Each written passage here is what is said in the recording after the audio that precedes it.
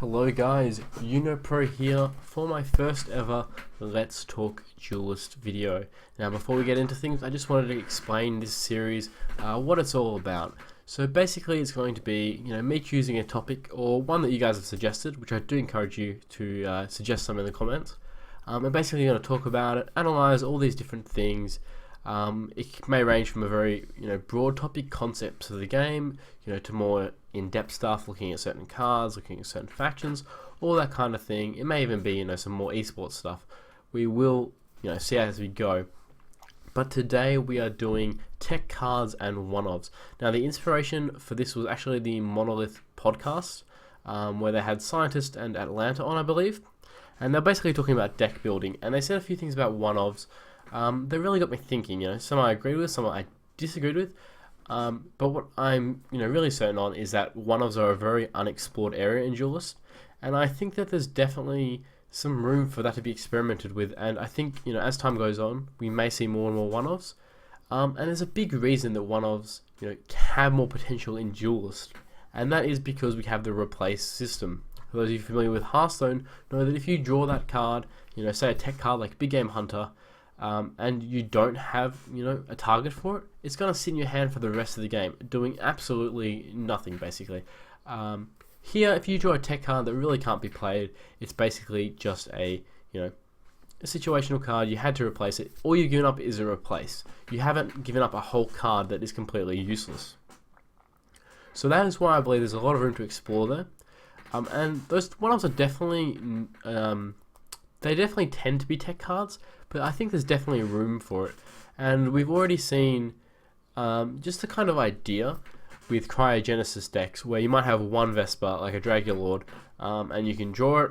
Now you have your one-off, you have that toolkit of having that big minion at your disposal, and if you don't need it, you replace it. Whereas you could put a bunch of early game minions, and you might not need to replace it, but you don't have that option. All you have to give up is one replace, and suddenly you have another card instead. So, why might you run a certain card as a one-of, rather than a two-of or a three-of? Because this is obviously a card good enough to put in a deck. Why don't you want to draw more? Well, there's a couple different situations, and it can really depend. So, one thing is you really don't want to draw multiple, and this may be because you're never going to play two in a game. Something like Bounded Life Force. You're only gonna really play it once, or you're probably dead, or they're probably dead, or it probably won't help you much. So that's something you don't really want to see twice. So why would you run one? The counterpoint to that is that sometimes a card is really, really important, that you really want to draw one. Those of you familiar with Hearthstone, going back to a Shaman example, I do apologize. I'm gonna probably give a few Hearthstone examples because of one-offs and tech cards are a big part of that game. If there's a card called Doomhammer, it's very important, but you're basically never going to play two unless the game goes really long. But yet Shamans will still run two just because getting the first one is really important. So that's a time when if it's a really core card to the deck, even though you might not want to play multiple, you may have to. Other times a one-off may just clog up your hand. Something like Decimate can be really amazing, but if you have two in your hand, it's already a situational enough card as it is. You're going to have two dead cards in your hand. So one-offs, if you don't have a lot of situational cards in your deck, having one-offs that you can replace easily is not too bad. An example I really like to use is Lionar. Now, a lot of the more aggressive mid-range Lionars, I think they have a lot of room for tech cards, and it's more of just a playstyle thing. Because they're more aggressive, we don't see a lot of tech cards. But if it was more controlling with a similar style, I think we could see more, and the reason for this is, they tend to have a lot of options. Turn one you can play Azure Line or Wingard Adept, and then next turn you can go, a 3 and a 2, or you can play a Purgatos. There's just a ton of different options, and so you normally have enough plays. You're not going to have, one card that you can play in your hand, and if that was a tech card instead, suddenly your plays are a lot weaker. But when you have lots of options for your early turns, especially, then you can kind of fit in cards because replaces aren't as important. You're not relying on drawing early game when you already have a lot of early game. So another thing to consider when you're playing one-offs is what are you giving up? Now this applies a lot more to tech cards, but not necessarily. So when you're playing a one-off, say you're playing Hollow Grovekeeper, which I'll get up on screen. Now, this card has the potential to just win you the game a lot of the time. If you get something like an Ironcliff Guardian or Primus Shieldmaster, it can be pretty good against the Mighty Healer if you can withstand the tempo, the health loss. Then it can be really good. You're killing a massive minion and you're developing your own. Obviously, when it hits, it's game winning. Now, a lot of the time, you're not going to have a target for it. So you have to consider, what if this was a Dancing Blades? What if this was any other 5-drop? What are you giving up? But a good thing is we kind of know what decks are running what for the most part. So in preparation, you can kind of, replace it early on. And you don't really need to replace things urgently in Duelyst. Normally you mulligan hard for a turn 2 or 3 play. 3 or 2 mana play. And we have 5 cards in the mulligan screen now, so that's a ton. So you're normally going to have an early game play if your deck is built for the early game. So you have a few replaces to get rid of these high cost cards. So you can get rid of it if you think the matchup's bad.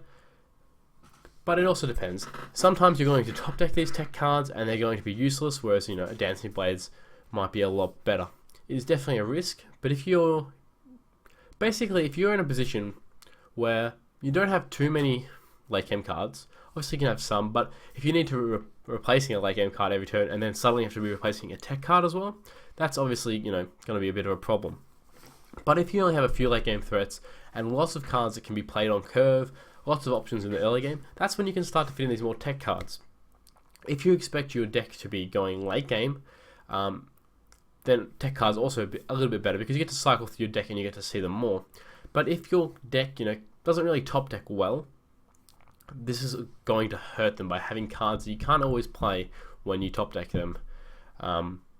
Just because you don't have that ability to keep cycling through. These replaces start to become a lot more valuable when you have 1 card versus when you have 6 cards. Another factor is basically card draw. Card draw helps you filter through your deck quite a lot. And then you can find those tech cards that are basically game winning. So for example, Crossbones is a card that can often just straight up win you the game against Mechazor. But with the draw change, you may only see about 10 to 15 cards, if that, by the time Mechazor comes down. So if you're relying on this card to win you the game against Mechazor decks, there's a pretty decent chance you won't see it if you run as a one-of. Are Mechazor decks that big a problem that you want to run 2 of?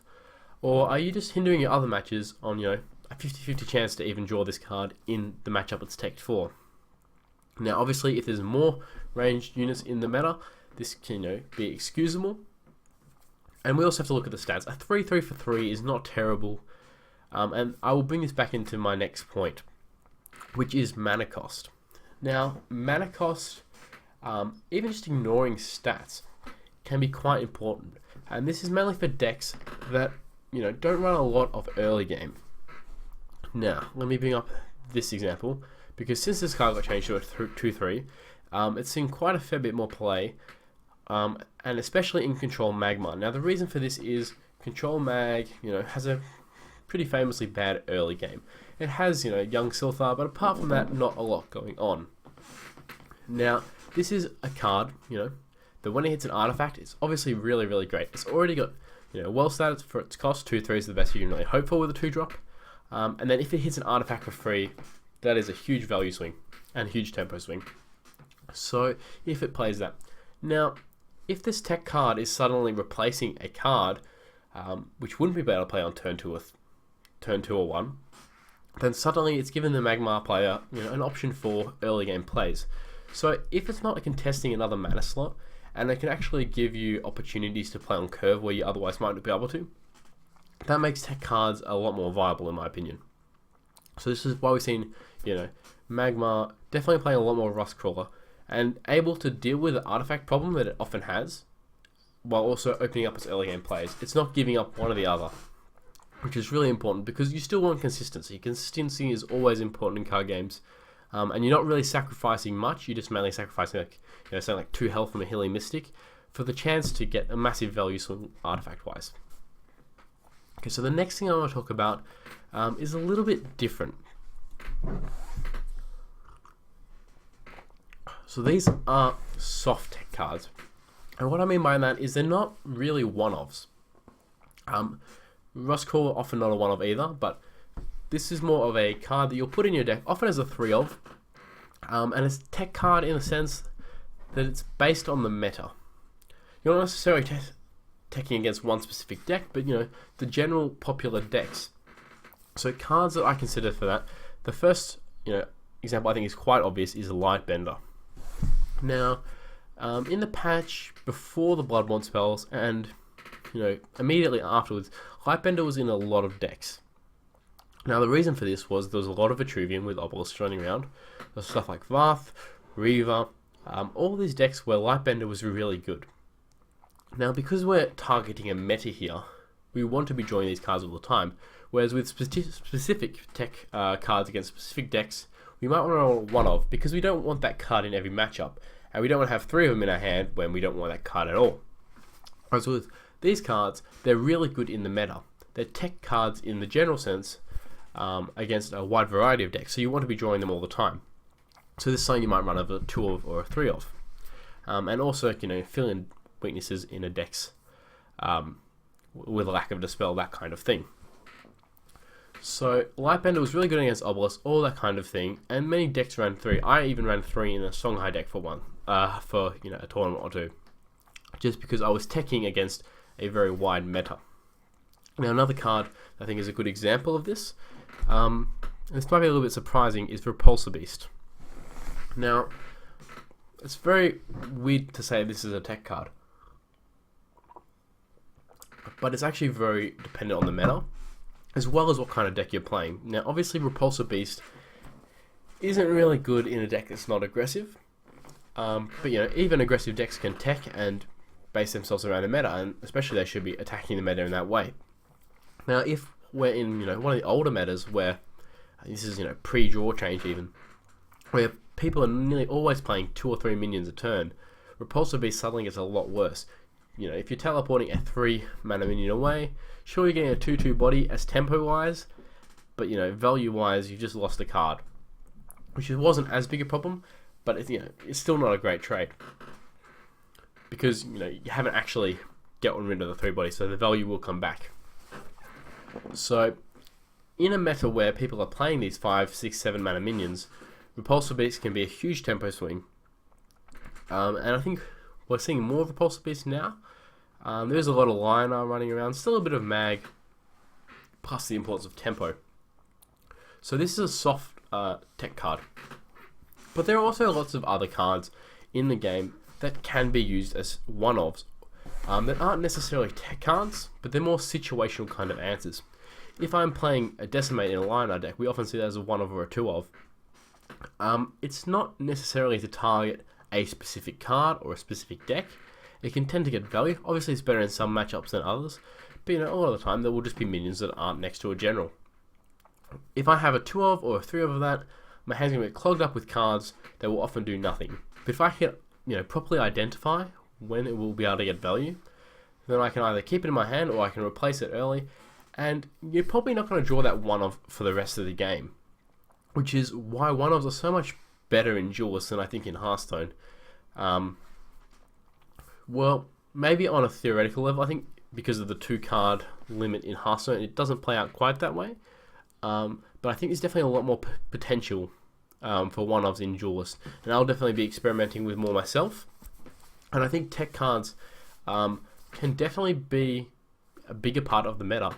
If you have a deck that can consistently execute its game plan early, even if it has 1 or 2, maybe dead cards in hand, if you can treat that as, drawing a 7-drop early in the game, same as drawing a Hollow Grovekeeper, then there's definitely a lot of potential there. So that'll be it for now. Hopefully I haven't rambled too much. This is my first time doing this kind of video. The kind of idea is, and you might not want to sit down and watch it all. You might want to, listen to it while you're driving, or you're playing a game or something, that kind of thing. If you have any ideas for topics, please do let me know, because I do enjoy this kind of thing. Really like talking about the game, and I'd love to hear your thoughts on 1-ofs in Duelyst, because it's definitely an underexplored area. That'll be all for now. There will be more gameplay videos coming, I assure you. If you want to see more, make sure to like and subscribe, and I'll see you next time.